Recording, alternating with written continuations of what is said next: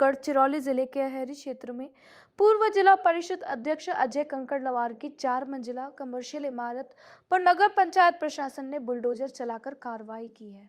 ये कार्रवाई कोर्ट के आदेश के बाद की गई। जानकारी के अनुसार नेशनल हाईवे के किनारे बनी इस इमारत के पंचायत से अनुमति नहीं ली गई थी, जिस पर प्रशासन ने पहले कई बार नोटिस जारी किए थे।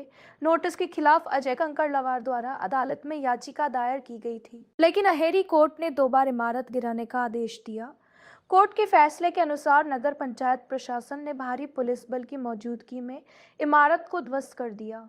इस कार्रवाई के बाद जिले के राजनीतिक गलियारों में चर्चाओं का दौर तेज हो गया है और कुछ लोग इसे राजनीतिक कारणों से जोड़कर देख रहे हैं।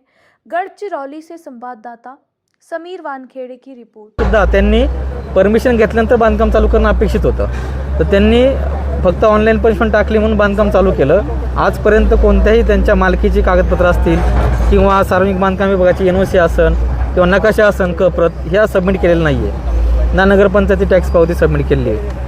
तर त्यानंतर आम्ही त्यांना रितसर ज्या शासनाच्या गाईडलाईन आहे त्यानुसार आम्ही त्यांना 3 नोटीस दिल्या। 3 नोटीस देऊन सुद्धा त्यांनी काम थांबवलं नाही आहे। नंतर आम्ही पोलीस निरीक्षक यांना पत्र देऊन त्यांचा गुन्हा दाखल केला अतिक्रमणचा।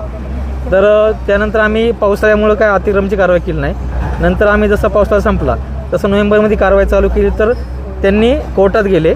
कोर्टात अहेरी कोर्टात गेल्यानंतर त्यांना लोअर म्हणजे मान्य दिवाण न्यायालय यांनी स्टे दिला नाही। त्यांनी अपील केलं अतिरिक्त जिल्हा न्यायालय यांच्याकडं। तर मान्य न्यायाधीशांनी पण त्या ठिकाणी स्टे दिला नाही आहे। फक्त त्यांनी 10 दिवसासाठी हायकोर्टात अपील करण्यासाठी त्यांना टाईम दिला, पण त्या टाईमात ते अपीलला गेले नाही हायकोर्टामध्ये। तर त्यामुळं आत्ता जी कारवाई होते ती माननीय दिवाण अतिरिक्त जिल्हा न्यायालय अहेरी व मान्य दिवाण न्यायालय अहेरी यांचे जे निर्णय आहे त्यानुसार आणि सुप्रीम कोर्टच्या ज्या अतिक्रमणाच्या गाईडलाईन आहे त्यानुसार ही कारवाई होत आहे। आणि त्या निर्णयानंतर इथं काही लोक त्यांनी अनधिकृतपणे वास्तवात ठेवले होते आणि त्यांच्या ओरिजिनल ॲप्लिकेशनमध्ये काही यांना त्या प्रकारे अमेंडमेंट करून स्टे आणण्याचा प्रयत्न हे करत होते। 4-5 अमेंडमेंट त्यांनी कोर्टात दाखल केल्या। तर ते स्टे आणायचा ते पुरेपूर प्रयत्न करत होते आणि इथं अनधिकृत वास्तव्य होत होतं। तर हे भविष्यात जीवितहानी होऊ शकत होती आणि ह्या अतिक्रमणाला पाठबळ ते देत होते। त्यामुळे आत्ता प्रशासनाने या सर्व बाबींचा विचार करून मान्य न्यायालयाच्या आदेशानुसार ही कारवाई चालू केली आहे। तर ह्यांनी परमिशन घेताना त्यांचा प्लॉट ह्या लेआउटच्या शेवटी होता, 180 स्क्वेअर मीटर होता।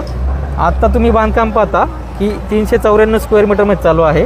प्लॉट पश्चिमेला आहे, बांधकाम पूर्वेला केलं आहे आणि ग्राउंड फ्लोअर +2 एवढी परमिशन त्यांनी टाकलं होतं। तर बिल्डिंग आहे G+4ची आणि ह्याला कोणती स्ट्रक्चर स्टॅबिट नाही आहे किंवा कोणती परमिशन नाही आहे। UDCPRचे पूर्ण नियमचे डावलून त्यांनी बांधकाम केलेलं आहे आणि हे बांधकाम स्टेट हायवेपासून 20 मीटर सोडून बिल्डिंग लाईनच्या बाहेर पाहिजे होतं, तर बिल्डिंग लाईनच्या आतमध्ये आहे।